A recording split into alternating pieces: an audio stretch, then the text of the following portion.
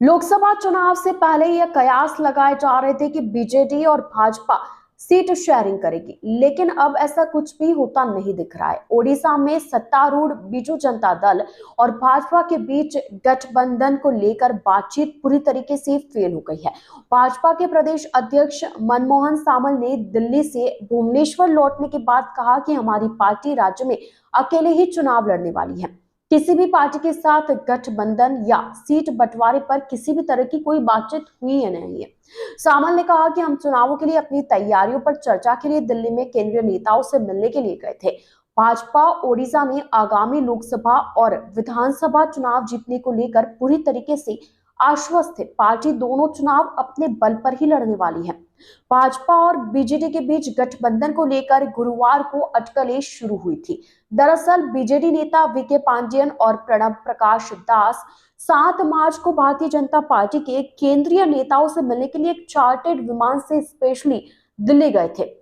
हालांकि दिल्ली से लौटने के बाद बीजेडी के नेताओं ने पूरी तरीके से चुप्पी साध रखी। माना जा रहा है कि बीजेडी और भाजपा के बीच गठबंधन की बातचीत और सीट बंटवारे पर बात आकर अटक गई। बीजेडी ने विधानसभा की 147 सीटों में से 112 यानी कि लगभग 75% सीटों की मांग की थी, लेकिन भाजपा को यह मंजूर नहीं था। वर्तमान में विधानसभा में बीजेडी के 114 सदस्य है। इसके उलट भाजपा ने राज्य की 21 लोकसभा सीटों में से 14 सीटें मांगी थी, जिसे बीजेडी ने पूरी तरीके से खारिज कर दिया।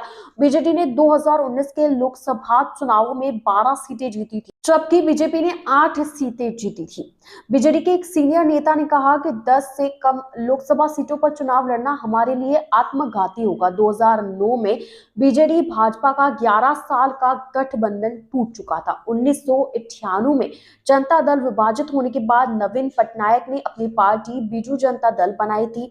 वे वाजपेयी के नेतृत्व वाली भाजपा सरकार में शामिल हो गए। उन्हें इस्पात और खान मंत्री बनाया गया। भाजपा और बीजेडी साल 1991 से 2009 के बीच गठबंधन में रही थी। दोनों पार्टियां 3 लोकसभा चुनाव 1991, 99 और 2004 और 2 विधानसभा चुनाव 2000 और 2004 में एक साथ उतरी थी। उस समय बीजेडी पार्टी एनडीए की सबसे भरोसेमंद पार्टी मानी जाती थी। हालांकि 2009 के लोकसभा और विधानसभा चुनाव में दोनों पार्टियों ने सीट शेयरिंग पर बात करने से इनकार कर दिया, क्योंकि उनकी बात बन नहीं पाई। इसके कारण करीब 11 साल का गठबंधन टूट गया था। बीजेडी चाहती थी कि भाजपा विधानसभा चुनाव में 163 सीटों में से 40 पर चुनाव लड़े, जबकि भाजपा 63 सीटों पर उम्मीदवार उतारना चाहती थी। वहीं लोकसभा के लिए भी बीजेडी भाजपा को 21 में से 6 सीटें देना चाहती थी, जबकि भाजपा 9 सीटें चाहती थी।